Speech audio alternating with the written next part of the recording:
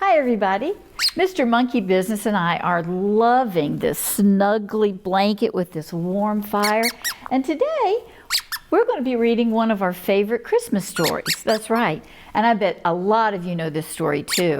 It's really, well, it's got a lot in it and it's really fun. And it has to do with somebody who's, well, a little grumpy for different reasons. But they change. And so today we're going to be thinking about, sometimes we're a little grumpy, yeah, but guess what? We can change our attitude too, can't we? We really can. And today we're going to read this book, The Grinch. Oh, how the Grinch stole Christmas. It is one of our favorites. We even have some toys of the Grinch. We have the Grinch. Do you have one of these? And my favorite character is actually, oh, it's his too, Max the dog.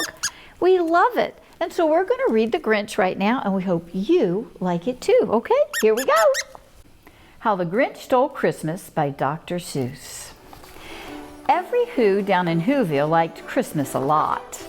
But the Grinch, who lived just north of Whoville, did not. The Grinch hated Christmas the whole Christmas season. Now, please don't ask why. No one quite knows the reason. It could be his head wasn't screwed on just right. It could be perhaps that his shoes were too tight.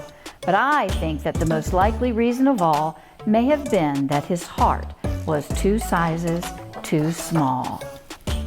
But whatever the reason, his heart or his shoes, he stood there on Christmas Eve hating the Whos, staring down from his cave with a sour, grinchy frown at the warm, lighted windows below in their town. For he knew every Who down in Whoville beneath was busy now hanging a mistletoe wreath. And they're hanging their stockings, he snarled with a sneer.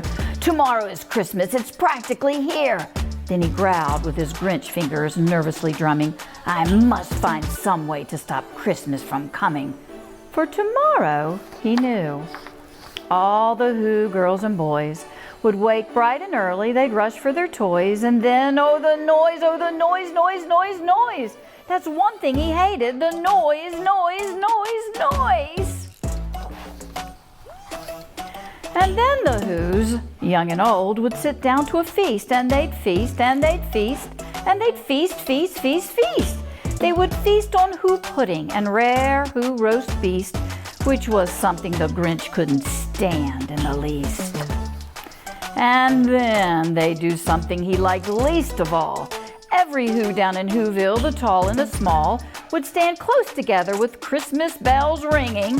They'd stand hand in hand and the Whos would start singing. And they'd sing, and they'd sing, and they'd sing, sing, sing, sing. And the more the Grinch thought of this Who Christmas sing, the more the Grinch thought, I must stop this whole thing. Why? For 53 years I've put up with it now. I must stop this Christmas from coming. But how? Then he got an idea, an awful idea. The Grinch got a wonderful, awful idea. I know just what to do, the Grinch laughed in his throat, and he made a quick Santa Claus hat and a coat, and he chuckled and clucked, what a great Grinchy trick! With this coat and this hat, I look just like Saint Nick. All I need is a reindeer. The Grinch looked around, but since reindeer are scarce, there were none to be found. Did that stop the old Grinch? No, the Grinch simply said, if I can't find a reindeer, I'll make one instead. So he called his dog Max, then he took some red thread and he tied a big horn on the top of his head. Then he loaded some bags and some old empty sacks on a ramshackle sleigh and he hitched up old Max. Then the Grinch said, get up, and the sleigh started down toward the homes where the Whos lay a snooze in their town. All their windows were dark, quiet snow filled the air. All the Whos were all dreaming sweet dreams without care. When he came to the first little house on the square. This is stop number 1, the old Grinchy Claus hissed, and he climbed to the roof, empty bags in his fist. He slid down the chimney, a rather tight pinch, but if Santa could do it, then so could the Grinch. He got stuck only once for a moment or two, then he stuck his head out of the fireplace flue, where the little Who stockings all hung in a row. "These stockings," he grinned, "are the first things to go." Then he slithered and slunk with a smile most unpleasant around the whole room, and he took every present. Pop guns and bicycles, roller skates, drums, checkerboards, tricycles, popcorn, and plums. And he stuffed them in bags. Then the Grinch very nimbly stuffed all the bags one by one up the chimney. Then he slunk to the icebox. He took the Who's feast. He took the Who pudding. He took the roast beef. He cleaned out that icebox as quick as a flash. Why, that Grinch even took their last can of Who hash. Then he stuffed all the food up the chimney with glee. "And now," grinned the Grinch, "I will stuff up the tree." And the Grinch grabbed the tree and he started to shove when he heard a small sound like the coo of a dove.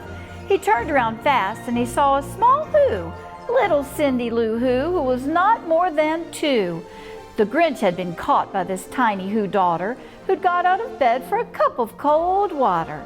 She stared at the Grinch and she said, "Santa Claus, why? Why are you taking our Christmas tree? Why?" But you know that old Grinch was so smart and so slick. He thought up a lie and he thought it up quick. "Why, my sweet little tot," the fake Santa Claus lied, "there's a light on this tree that won't light on one side. So I'm taking it home to my workshop, my dear. I'll fix it up there, then I'll bring it back here." And his fib fooled the child. Then he patted her head and he got her a drink and he sent her to bed. And when Cindy Lou Who went to bed with her cup, he went to the chimney and stuffed the tree up. Then the last thing he took was the log for their fire. Then he went up the chimney himself, the old liar. On their walls he left nothing but hooks and some wire. And the one speck of food he left in the house was a crumb that was even too small for a mouse. Then he did the same thing to the other Who's houses, leaving crumbs much too small for the other Who's mouses. It was 1/4 dawn, all the Who's still abed, all the Who's still a snooze when he packed up his sled, packed it up with their presents, the ribbons, the wrappings, the tags and the tinsel, the trimmings, the trappings. 3,000 feet up the side of Mount Crumpet, he rode with his load to the tip-top to dump it. "Pooh-pooh to the Who's," he was Grinchiously humming. "They're finding out now that no Christmas is coming. They're just waking up. I know just what they'll do. Their mouths will hang open a minute or two. Then the Who's down in Whoville will all cry, 'Boo-hoo.'" "That's a noise," grinned the Grinch, "that I simply must hear." So he paused and the Grinch put a hand to his ear. And he did hear a sound rising over the snow. It started in low, then it started to grow. But the sound wasn't sad. Why, this sound sounded merry. It couldn't be so, but it was merry, very. He stared down at Whoville. The Grinch popped his eyes. Then he shook. What he saw was a shocking surprise. Every Who down in Whoville, the tall and the small, was singing without any presents at all.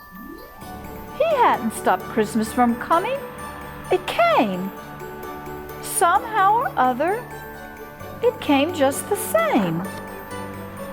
And the Grinch, with his Grinch feet ice cold in the snow, stood puzzling and puzzling. How could it be so? It came without ribbons. It came without tags. It came without packages, boxes, of bags. And he puzzled 3 hours till his puzzler was sore. Then the Grinch thought of something he hadn't before. Maybe Christmas, he thought, doesn't come from a store. Maybe Christmas, perhaps, means a little bit more. And what happened then? Well, in Whoville they say that the Grinch's small heart grew 3 sizes that day. And the minute his heart didn't feel quite so tight, He whizzed with his load through the bright morning light, and he brought back the toys and the food for the feast.